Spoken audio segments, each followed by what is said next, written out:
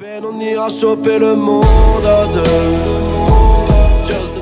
Bonjour, j'espère que vous allez bien. Aujourd'hui, je vais vous présenter le livre qui s'intitule Le manuel de survie des parents, qui a été écrit par Héloïse Junier, publié aux éditions du Node en 2022, et il contient 290 pages. Dans un premier temps, je vais commencer par vous présenter Héloïse Junier. Héloïse Junier a différentes casquettes. Elle est psychologue clinicienne, elle est également journaliste scientifique, elle est psychologue dans les établissements d'accueil du jeune enfant, donc les crèches, les micro-crèches, etc. Mais elle est aussi formatrice. Elle est conférencière et aussi auteure de plusieurs articles tournés sur la psychologie du tout petit. À côté de ça, elle prépare un doctorat sur les émotions du bébé à l'université de Paris-Descartes. Héloïse est passionnée par les rencontres et le milieu de la petite enfance. Et pour finir, elle est fondatrice de la communauté La Psy Contre-Attaque que vous pouvez retrouver sur Facebook. À présent, je vais vous faire une présentation globale de ce livre. Donc tout d'abord, c'est un livre qui va s'adresser aux parents, même aux futurs parents. C'est un guide pratique et humoristique qui explore les défis et les joies de la parentalité. Elle aborde une multitude de sujets qui vont être liés à l'éducation des enfants. Donc ça peut passer depuis la gestion de la crise de colère jusqu'à la conciliation famille-travail, et tout en passant par des questions sur la discipline et également la communication. Ce livre offre aux parents des conseils pratiques et des stratégies pour faire face aux situations quotidiennes avec leur enfant, tout en les encourageant à maintenir leurs besoins pour eux en tant que parents, mais aussi pour leur famille. Et pour finir, eh bien, ce livre est une source d'inspiration qui peut aider les parents qui vivent des hauts et des bas lors de leur parentalité. Alors, mon avis par rapport à ce livre, d'abord je voudrais remercier mon beau-frère et sa copine de me l'avoir offert justement à Noël, parce que c'était des livres que j'avais demandé et j'étais très heureuse de lire en tout cas ce premier ouvrage d'Héloïse Junier, parce que j'en ai entendu beaucoup parler. D'ici peu de temps, je vais pouvoir la rencontrer lors d'une conférence autour de chez moi, donc je suis très heureuse. Peut-être que j'aurai l'occasion d'échanger avec elle ou d'avoir une photo ou une dédicace dans l'un de mes livres, ça me ferait super plaisir. C'est vrai que je l'ai découvert il y a l'année dernière, je crois, ça fait tout juste un an, et c'est vrai que j'aime beaucoup sa philosophie, ce qu'elle apporte, son regard aussi en tant que personne, sa touche humoristique. Comme vous pouvez le voir, j'ai beaucoup apprécié ma lecture. Il y a même aussi des passages dans le livre où j'ai un peu corné les pages, parce qu'elle se base sur des études scientifiques qui sont hyper intéressantes, et d'ailleurs elle y met les liens. Lorsqu'on tape le lien justement sur la page Google, eh bien on est facilement redirigé vers les études scientifiques, et moi je trouve c'est hyper important d'avoir ces bases, ces données en fait, pour pouvoir aussi justifier bien l'importance parfois de ces données sur l'éducation qu'on veut porter, sur des questionnements qu'on peut avoir auprès de l'enfant, etc.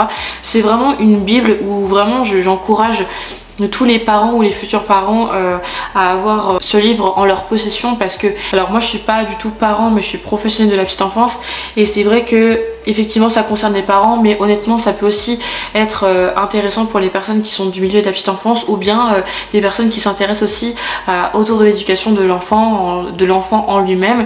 Et voilà, il est hyper varié, il y a plein de questionnements que plein de parents peuvent se poser. C'est vraiment la bible à avoir, c'est hyper bien décrit. J'ai beaucoup aimé aussi la façon dont c'est rédigé, où c'est clair, c'est précis, on arrive facilement à s'y retrouver, puisqu'il y a un sommaire qui redirige en fonction des thématiques que l'on cherche.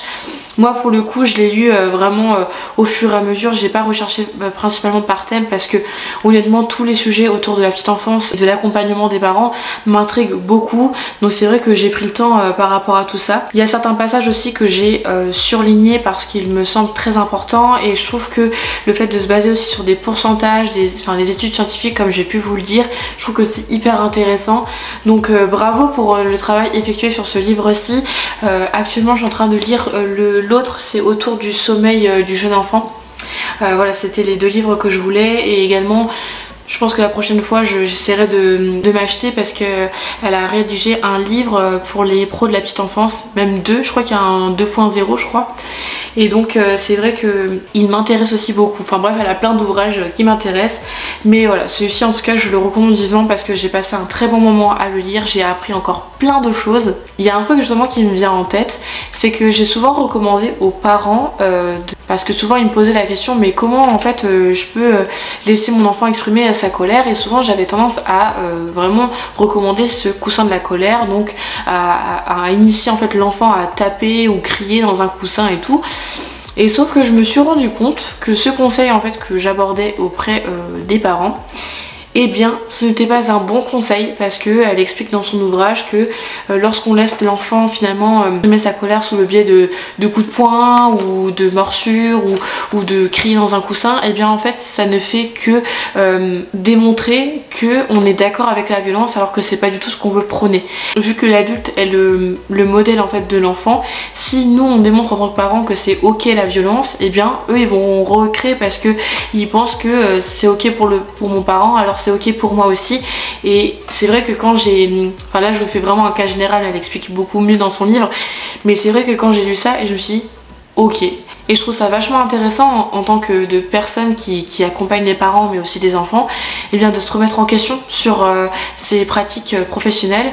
C'est vrai que moi j'avais pas du tout pensé à ça, et le fait qu'il y ait eu des études scientifiques justement qui répertorient par rapport à ce sujet en exemple, et bien ça m'a fait réfléchir en me disant bah ouais, du coup peut-être comment est-ce que je peux l'aborder maintenant, comment est-ce que je peux les rassurer, les accompagner les parents dans cette étape de vie que vit l'enfant, dans cette expression des émotions et tout.